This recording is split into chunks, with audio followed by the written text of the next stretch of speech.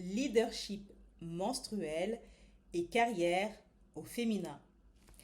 Bienvenue à toi dans cette nouvelle vidéo de ma chaîne YouTube L'Endance Sensitive, dans laquelle je vais présenter un concept extrêmement novateur, puisque je vais te parler de leadership menstruel.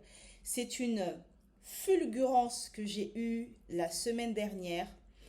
Ça m'arrive de temps à autre, notamment quand je suis dans des moments où je conceptualise énormément. Et en ce moment, je suis dans une période où je conceptualise énormément puisque je suis en train de restructurer totalement mon business, d'affiner mon approche, d'affiner mes offres, d'affiner mon travail pour lui donner beaucoup plus de cohérence avec un fil conducteur. Je médite aussi, pas autant que j'aimerais, mais en tout cas je médite. Et souvent, lorsque je médite, j'ai des flashs comme ça, des inspirations qui me viennent.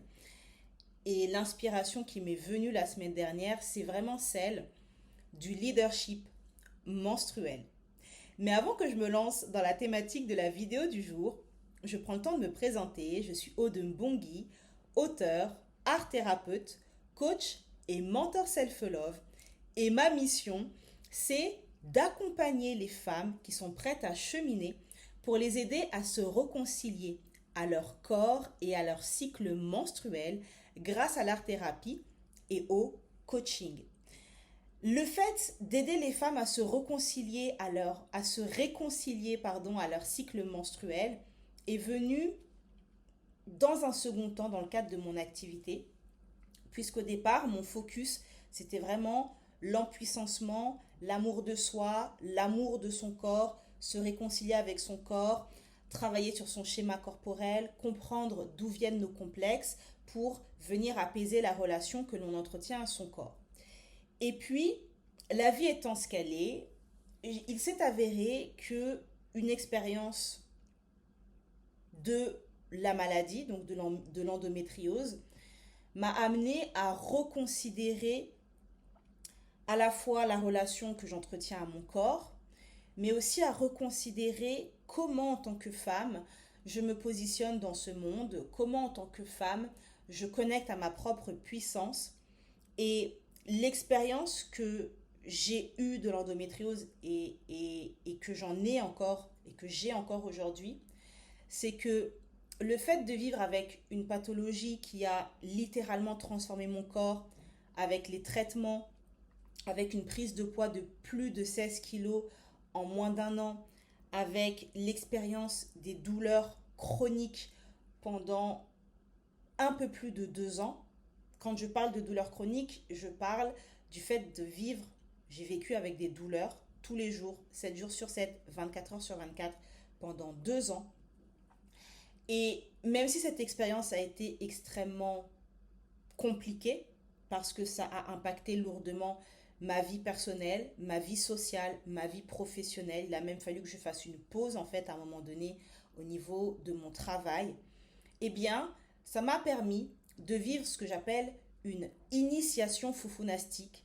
Ça m'a permis d'avoir des compréhensions profondes, d'avoir des prises de conscience, d'avoir des déclics et de passer, je dirais, à une étape supérieure dans l'éveil à ma féminité, l'éveil à ma spiritualité et l'éveil aussi à cette nouvelle mission qui est finalement très en lien avec ce que je fais depuis plusieurs années, c'est-à-dire dire aux femmes qu'elles sont belles, dire aux femmes qu'elles ont le droit de s'aimer, dire aux femmes qu'il est de leur devoir et de leur responsabilité d'être en fait leur ambassadrice, d'être leurs meilleurs amis, d'être leurs meilleurs alliés et de faire de leur corps aussi un allié. J'ai compris finalement qu'il y avait un lien entre ce travail que j'entreprends depuis des années et qui a commencé avec Belle au pluriel. Et pour les personnes qui me suivent ici depuis l'époque, vous savez que cette chaîne YouTube au départ s'appelait Belle au pluriel et que j'ai commencé au départ avec un blog et puis qu'au fur et à mesure, je me suis formée en art-thérapie, en coaching et que je continuerai à me former à d'autres méthodes et d'autres approches parce que j'ai cette soif en fait d'apprendre et il y a énormément d'outils qui m'appellent et qui me plaisent et je sais que ces outils vont m'aider en fait dans les accompagnements que je propose et dans le fait d'aider d'autres femmes. Donc, si tu veux, cette expérience de l'endométriose m'a permis de vivre cette initiation foufounastique. Et d'ailleurs, j'ai créé un programme en ligne qui s'appelle Divine Womb, où en fait, je transmets en fait toute cette initiation que j'ai vécue, intégrée, alchimisée et que je continue à vivre et que je continue à appliquer en fait dans mon quotidien. Et ça m'a amené à me repositionner en tant que femme dans ma manière de travailler, dans ma manière de gérer mon énergie, dans ma manière aussi de rentrer en lien avec mon corps. Et donc cette notion de leadership menstruel et carrière au féminin, c'est même pas une notion, c'est un concept en fait. Leadership menstruel, c'est un concept. Je pense que je suis la première qui parle de cela, du leadership menstruel. Et je pense que dans 20 ans, c'est quelque chose qui rentrera dans les normes. Ce sera quelque chose de normal de parler de leadership menstruel. Mais en tout cas, aujourd'hui, en 2025, nous sommes au mois de juin. On est quel jour? Nous sommes le 10 juin. En tout cas, aujourd'hui où je réalise cette vidéo, je pense qu'à cette heure-ci, je suis la seule à parler de leadership menstruel. Et il faut vraiment que ce concept se diffuse. Pourquoi? Parce que les femmes modernes sont totalement déconnectées de leur matrice utérine. Les femmes modernes sont totalement déconnectées de leur ventre. Les femmes modernes sont totalement déconnectées de leur utérus. Les femmes modernes sont totalement déconnectées de leur puissance. Et les femmes modernes sont totalement déconnectées de ce savoir qui est en fait pour moi un savoir ancestral que l'on doit se réapproprier. Et moi, ce savoir, je l'ai réapproprié dans la douleur. C'est passé par la douleur, c'est passé par la maladie. Mais vous savez, j'ai tendance à toujours prendre les choses avec beaucoup de résilience, avec beaucoup d'humour. Et je pense que si la vie m'a amené à vivre cette expérience, c'est parce que la vie savait que j'allais l'alchimiser et que j'allais en faire quelque chose. Et cette expérience que j'ai vécue doit aujourd'hui servir au plus grand nombre, doit servir à des milliers de femmes. Donc, parler de leadership menstruel pour moi, c'est accompagner le mouvement d'empuissancement au féminin. Et le mouvement d'empuissancement au féminin auquel j'adhère n'est pas un mouvement de révolte, ce n'est pas un mouvement de résistance, ce n'est pas un mouvement de colère, ce n'est pas un mouvement de guerre de clans entre les hommes et les femmes. Ce n'est pas un mouvement non plus qui appelle à créer de la médiocrité ou de la rivalité entre femmes. C'est un mouvement qui invite chaque femme à se reconnecter à ses sens, à se reconnecter au sens qu'elle a envie de donner à sa propre vie, à se reconnecter à son corps, à se reconnecter à son intériorité, à se reconnecter à ses émotions, à se reconnecter à son histoire, à ses besoins, à ses émotions et à son utérus pour devenir cette femme puissante qui sommeille en elle. Il est temps, mesdames, que vous donniez naissance à cette femme puissante qui sommeille en vous. Et donc, avant d'aller plus loin dans le développement de cette vidéo de leadership menstruel et carrière au féminin, je vais vous donner une définition du leadership. Le leadership, je vous invite à chercher votre définition soit dans un dictionnaire, soit en tapant sur Google. Quelle est la définition du leadership? Et ensuite, je vais vous expliquer en quoi il est essentiel pour moi que les femmes modernes soient dans une compréhension d'un leadership menstruel lorsqu'il s'agit de penser, de vivre et de construire leur carrière. Ok? Donc, une des définitions du leadership que j'ai trouvée sur Internet, le leadership est un terme emprunté à l'anglais. Il définit la capacité d'un individu à mener ou à conduire d'autres individus ou organisation dans le but d'atteindre certains objectifs. On dira alors qu'un leader est quelqu'un qui est capable de guider, d'influencer et d'inspirer. Ok? En ce qui concerne le leadership, ce que je trouve aussi sur Internet, et je vous invite à creuser de votre côté, c'est qu'il existe 4 types de leadership. Le leadership autoritaire, on n'en veut pas, on n'en veut pas. Un jour, je vous ferai une vidéo sur les mauvais managers que j'ai été amenée à croiser dans ma vie. Et je vous lirai une lettre que j'avais écrite à l'époque. Le leadership autoritaire, on n'en veut pas. Le leadership autoritaire, à l'ère du Verseau, ça n'existe plus, ça n'existera plus. On n'en veut pas, on n'en peut plus, on est fatigué, on a été traumatisé là par vos manières bizarres de manager. On n'en veut plus. Donc, on met ça à la poubelle. Le leadership participatif, le leadership coach et le leadership collaboratif. Je ne vais pas rentrer dans le détail des 4 types de leadership. Si le sujet vous intéresse, je vous invite à aller faire vos propres recherches, d'accord? Je vais ajouter à ces 4 types de leadership le leadership menstruel qui, pour moi, va permettre de donner toute sa place aux femmes qui travaillent. Parce que pour toutes celles, en tout cas, qui vivent dans cette temporalité, dans cette ère où ça y est, les femmes ont le droit de travailler, elles gagnent leur argent, elles n'ont plus besoin de demander l'autorisation à leur mari pour ouvrir un compte en banque, pour travailler, etc. Sachez que ce premier niveau d'évolution n'est pas l'unique niveau en fait. En fait, on a pensé que dans cette transformation sociale et professionnelle de l'intégration des femmes sur le monde du travail, on a pensé et on pense encore aujourd'hui, et on en parle beaucoup dans les discours politiques, à travers les médias et même dans les conversations qu'on peut avoir entre nous, on pense beaucoup que cette question de la place des femmes sur le marché du travail doit forcément passer par le clash, par la lutte, par le conflit, par la résolution des inégalités. Alors, bien évidemment, je fais partie de celles qui pensent que continuer à payer les femmes 27% de moins que les hommes, c'est juste inadmissible. Je n'arrive pas à concevoir cela, je n'arrive pas à le comprendre, je ne trouve pas d'explication logique, mathématique et rationnelle. Et clairement, ça pour moi, ça fait partie des incohérences du monde dans lequel nous vivons. D'accord?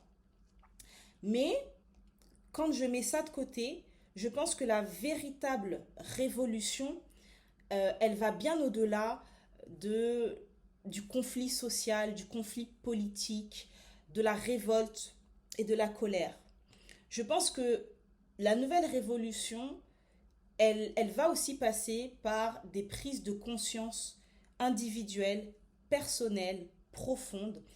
Et dans cette révolution qui va impacter énormément de femmes, il va y avoir une prise de conscience que elles doivent apprendre, les femmes doivent apprendre à travailler en cohérence avec leur cycle menstruel. Parce que ce qui s'est passé, ce qui se passe encore aujourd'hui, c'est que beaucoup de femmes qui sont sur le marché du travail, en tant que salariées, notamment je parle des femmes salariées, mais je crois que c'est aussi vrai pour les femmes entrepreneurs.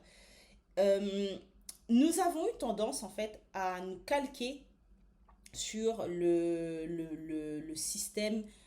N'oublions pas que le monde du travail de base a été créé, pensé et conçu par les hommes.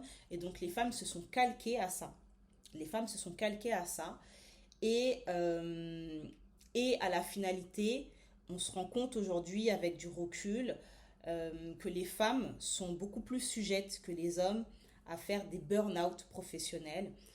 Et on pourrait se dire qu'une des raisons, c'est que finalement, les femmes, en plus d'être moins payées que les hommes, et il y a de quoi être frustré hein, quand on a cette information, et tout le monde sait aujourd'hui que c'est un fait, eh bien, les femmes doivent encore porter majoritairement la charge du foyer. Alors, bien évidemment, il y a des foyers au sein desquels les hommes contribuent, mais ce n'est pas on va dire que c'est pas une réalité pour tous les foyers. Et donc, majoritairement, les femmes portent la charge de s'occuper du foyer, des courses, du ménage, de l'éducation des enfants, etc.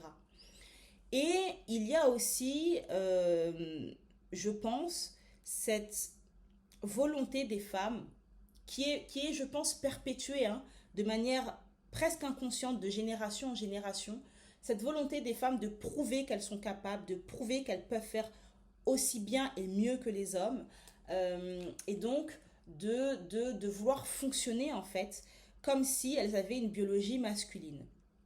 Sauf que aujourd'hui, les femmes modernes doivent vraiment reconsidérer, à mon avis, leur rapport au travail. C'est quoi ton rapport au travail, toi, en tant que femme?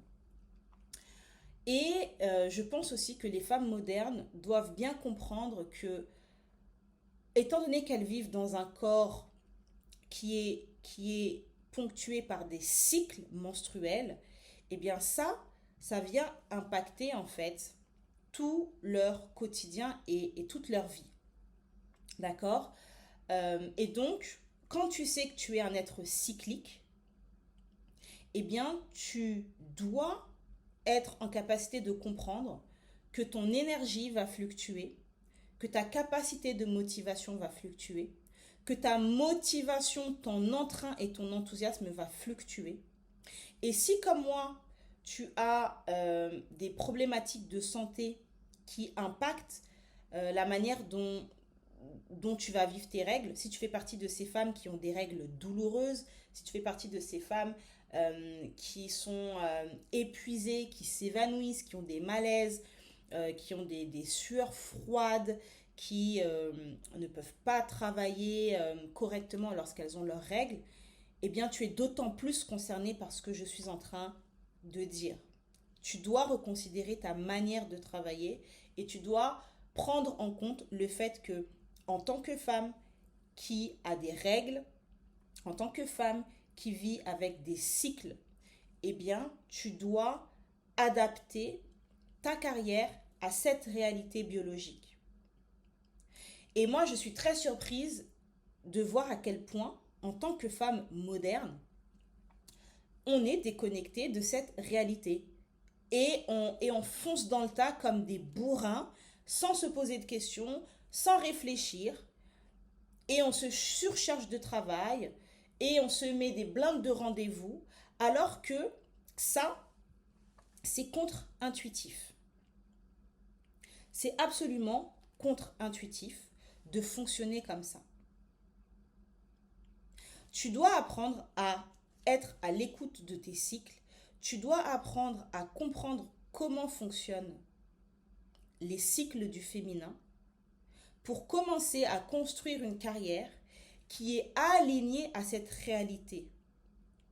Et une fois que tu vas adapter ta carrière, que tu sois salarié ou que tu sois entrepreneur, une fois que tu vas aligner ta carrière à tes cycles menstruels, tu vas être dans une posture de femme leader, de femme puissante, de femme qui va cartonner parce que tu sauras à quel moment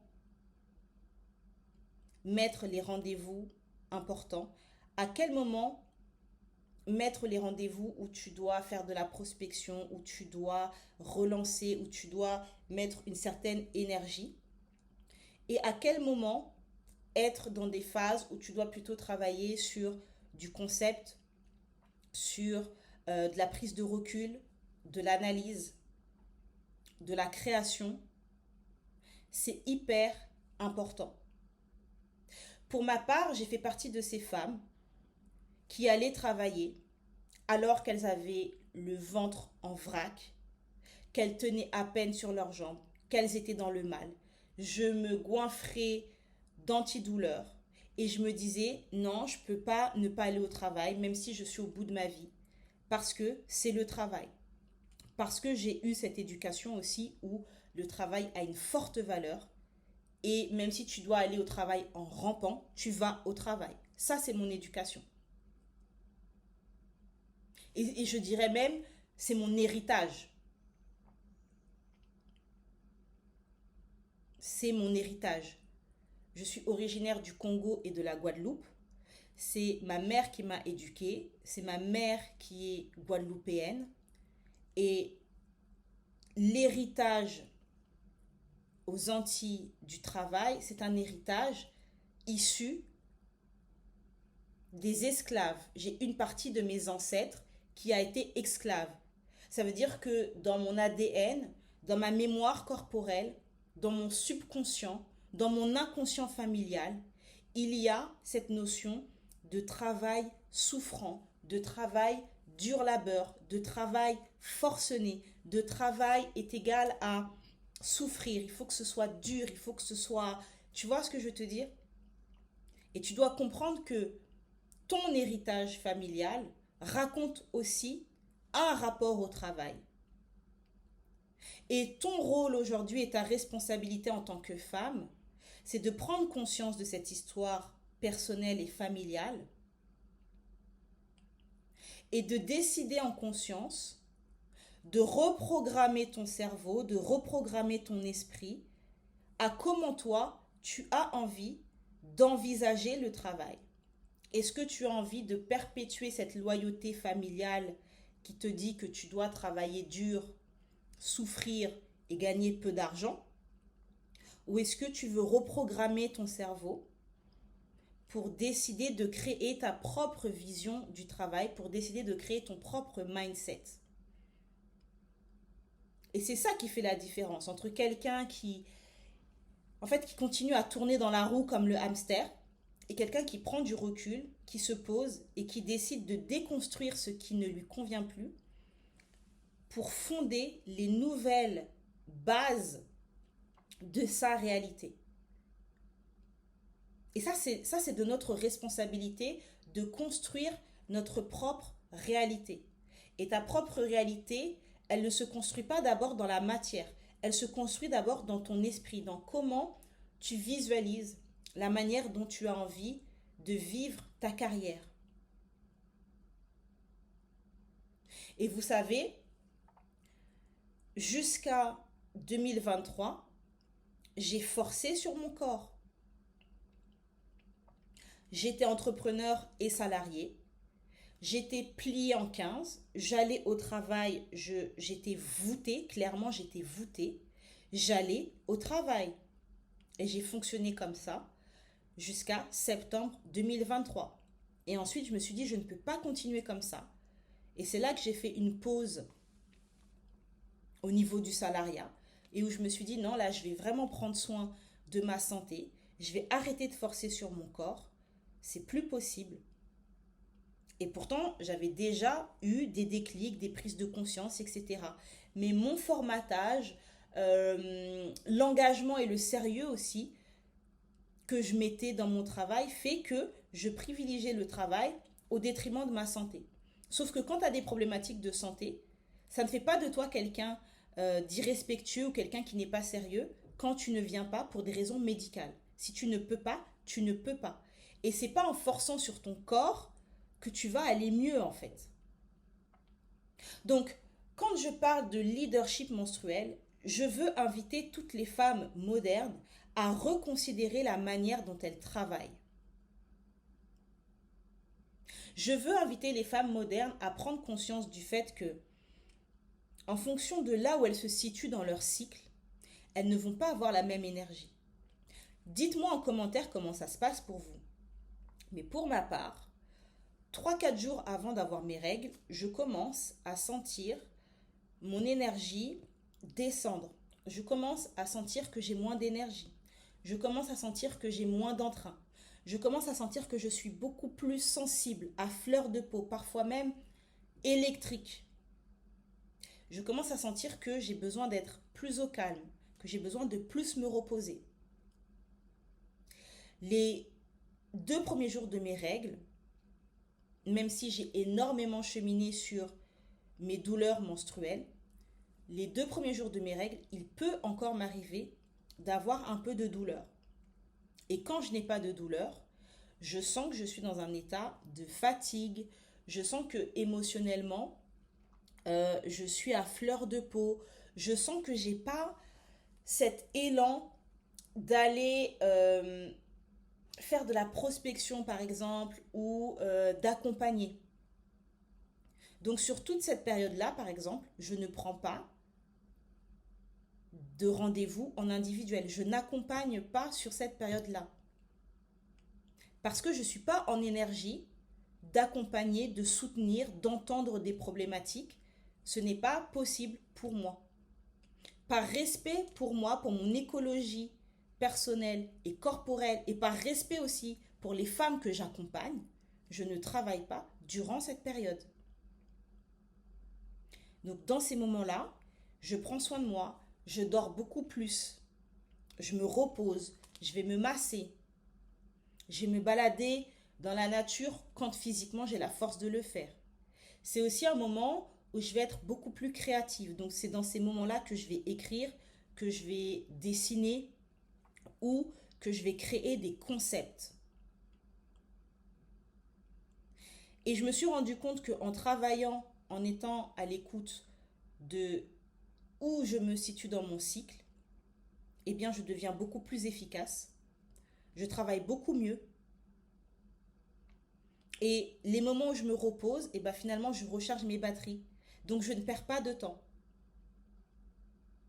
Et d'ailleurs, si vous avez envie d'affiner l'écoute de vos cycles, j'ai créé un outil qui s'appelle ton carnet de pouvoir menstruel. Cet outil, il est canon, il est juste magnifique.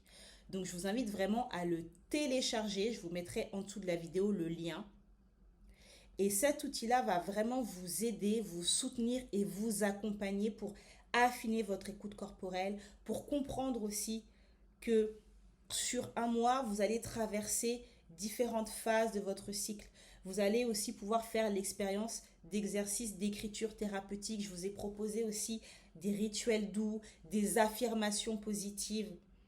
Tout ça, c'est hyper puissant et ça vous permet de reconnecter en conscience au cycle du féminin et du coup à votre puissance de femme. Arrêtez de croire que pour être des femmes leaders, que pour être des femmes impactantes, que pour être des femmes charismatiques, vous devez constamment passer en force. Arrêtez de croire que plus vous allez en faire, plus vous allez obtenir de résultats. C'est faux. Plus vous allez en faire, plus vous allez vous épuiser. C'est tout ce que vous allez faire en fait. Et une carrière, c'est pas 5 ans, c'est pas 10 ans, c'est pas 15 ans. C'est toute une vie.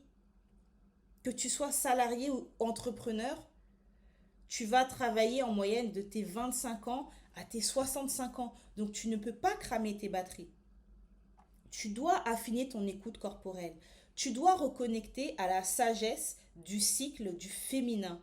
Tu dois prendre conscience du fait qu'il y a des moments qui sont faits pour se reposer. Il y a des moments qui sont faits pour analyser. Et il y a des moments qui sont faits pour être dans le feu de l'action. Et ça, c'est quelque chose que tu vas pouvoir aligner en fonction de où tu te situes dans ton cycle menstruel. Tu as 4 phases durant ton cycle menstruel. Et je vous ferai des vidéos sur les 4 phases du cycle menstruel en lien avec les différentes énergies. Tu as 4 phases. Donc, en fonction des phases où tu te situes, eh bien, tu vas adapter ton travail. Moi, je sais que 3-4 jours avant d'avoir mes règles et les 2 premiers jours où j'ai mes règles, c'est une période où je travaille beaucoup moins. Et je n'ai pas honte de vous le dire face caméra. C'est une période où je travaille beaucoup moins parce que je ne suis pas en capacité physique de faire plus. Par contre, une fois que mes règles se terminent, j'ai un pic d'énergie qui me permet d'abattre des quantités de travail incroyables. J'ai un pic d'énergie qui me permet de me dire « Ok, je suis capable de faire ça. Je suis capable de mettre en place ce projet. Je suis capable de matérialiser cette idée. Travaillez en cohérence avec vos cycles menstruels et vous allez voir que vous allez devenir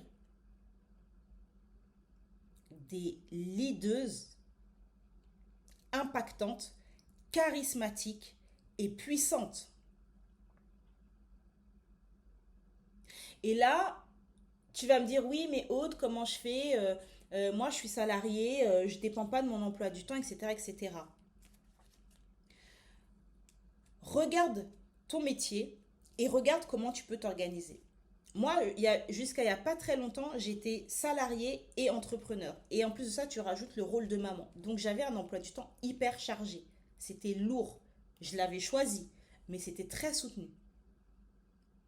Eh bien, lorsqu'il s'agissait pour moi de gérer mon agenda professionnel sur mon poste de conseillère en insertion professionnelle, eh bien, je savais à quel moment j'allais avoir mes règles parce que j'ai la chance d'avoir des cycles réguliers de 28 jours. Et donc, je savais que les 2 premiers jours de mes règles, je posais des RTT. Je me posais pas de questions. RTT direct. Je restais dans mon lit, je dormais, tac, voilà. Ensuite, je savais que la phase où mon énergie commence un peu à décliner avant que j'ai mes règles, bah, je savais que j'allais plutôt être sur de l'administratif plutôt que sur de l'accompagnement. Ensuite, je savais que quand il fallait cartonner sur le travail, eh bien, j'allais positionner cet espace où j'avais besoin de travailler beaucoup en étant concentrée et avec une grosse charge de travail, eh ben, je le positionnais la semaine après mes règles parce que c'est un moment où j'ai un pic d'énergie, un boost d'énergie.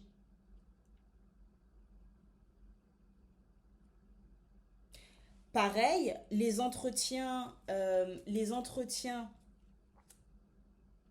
je cherche le mot, les entretiens, j'ai envie de dire tactiques, les entretiens où vous devez négocier votre salaire, où vous devez faire des demandes, ne le faites pas sur cette phase où vous êtes en perte d'énergie. Vous allez être fatigué, vous allez être plus sensible. Donc si on vous fait un retour qui ne va pas dans votre sens, vous allez le prendre contre vous, vous allez vous braquer. Parce qu'on a cette sensibilité durant la période des règles qui est liée aux hormones. C'est pas juste un mythe. Il y a une réalité hormonale derrière. Donc faites-le quand vous êtes en pleine énergie. Donc en dehors de la période de vos règles. Quand vous êtes dans cette énergie, justement, où vous êtes soutenu par cette énergie de feu, par cet élan, par cet enthousiasme. Donc c'est ça pour moi le leadership menstruel. C'est comment, en tant que femme moderne, on écoute son corps, on écoute ses cycles pour pouvoir construire une carrière qui est alignée à notre réalité corporelle, émotionnelle, biologique et énergétique. C'est ça pour moi, le leadership menstruel. C'est comment on fait pour construire une carrière qui nous plaît, qui est épanouissante, qui nous propulse, sans s'épuiser, sans aller vers le burn-out, sans avoir une énergie qui s'éparpille, sans être dans le mal, en étant consciente de ce que l'on peut accomplir en fonction de la phase de son cycle où on se situe en fait. Donc je vous invite vraiment à réfléchir à ce concept de leadership menstruel. Arrêtez de fonctionner comme si vous viviez dans des corps d'hommes. Vous ne vivez pas dans des corps d'hommes, vous vivez dans des corps de femmes.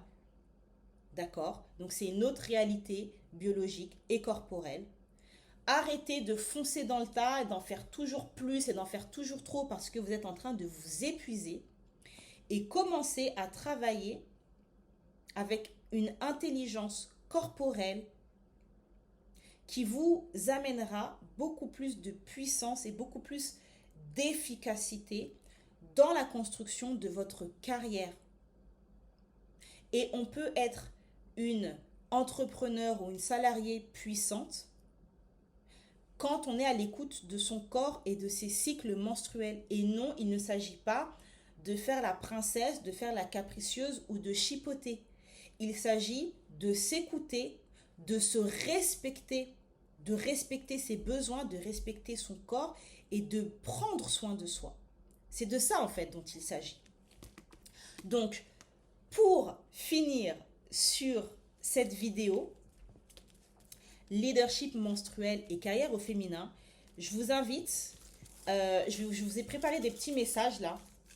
Je vous ai préparé des petits messages. J'ai laissé libre cours à mon inspiration. Et je vous invite à choisir soit le chiffre 1, soit le chiffre 2, soit le chiffre 3. Ok, vous allez recevoir votre message en lien avec la thématique du jour, donc dans laquelle je vous parle de leadership menstruel et de carrière au féminin. Ok, donc pour celles qui ont choisi le chiffre 1, et je mettrai le timer en dessous, ne vous inquiétez pas. Pour celles qui ont choisi le chiffre 1, avant que je lise le message, abonnez-vous sur ma chaîne YouTube L'Endancée Sensitive et partagez ma vidéo à toutes les femmes de votre entourage. Oui, oui, oui, vous m'avez très bien entendu. Là, on est 259 abonnés sur L'Endancée Sensitive. Merci à toutes les nouvelles personnes qui se sont inscrites récemment. Maintenant, on doit monter à 500 abonnés. On doit monter à 500 abonnés, donc j'ai besoin de votre aide. Donc, envoyez cette vidéo à toutes les femmes de votre entourage et likez, commentez avec douceur, partagez votre expérience, abonnez-vous, partagez. Et maintenant, je vais pouvoir lire votre message.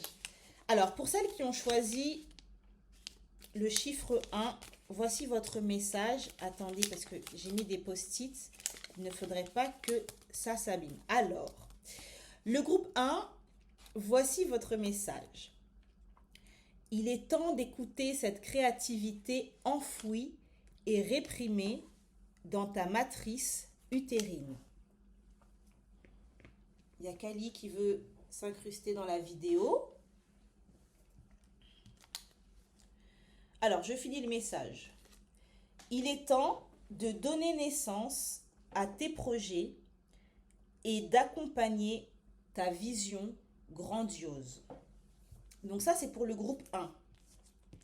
Attendez, là, c'est pas très pratique, là. Attendez. Attends, ma bébé. Attends, ma bébé. Parce que là, c'est pas pratique, mon chat. Is not... Voilà, c'est pas pratique. Alors, pour celles qui ont choisi le chiffre 2, donc pour le groupe 2, pareil, je fais attention. Voici le message du groupe 2. Écoute ton corps, affine ta perception corporelle, fais confiance à tes ressentis et intuitions.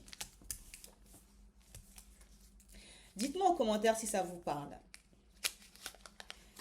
Et pour celles qui ont choisi le chiffre 3, voici votre message. Alors, qu'est-ce que j'ai mis?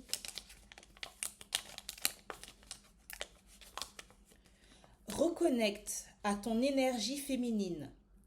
Ralentis le rythme. Repose-toi quand tu en ressens le besoin. Voilà, je termine la vidéo du jour sur ces doux messages. Je vous invite à me partager dans les commentaires si cette vidéo vous parle, si le concept de leadership menstruel vous interpelle, s'il vous questionne, s'il vous interroge. Et puis dites-moi aussi en commentaire si les messages que je vous ai lus font écho, s'ils résonnent en vous. Et surtout, rappelez-vous, la puissance d'une femme réside dans sa reconnexion à son corps et à ses cycles menstruels. À très vite pour une prochaine vidéo. Bye bye.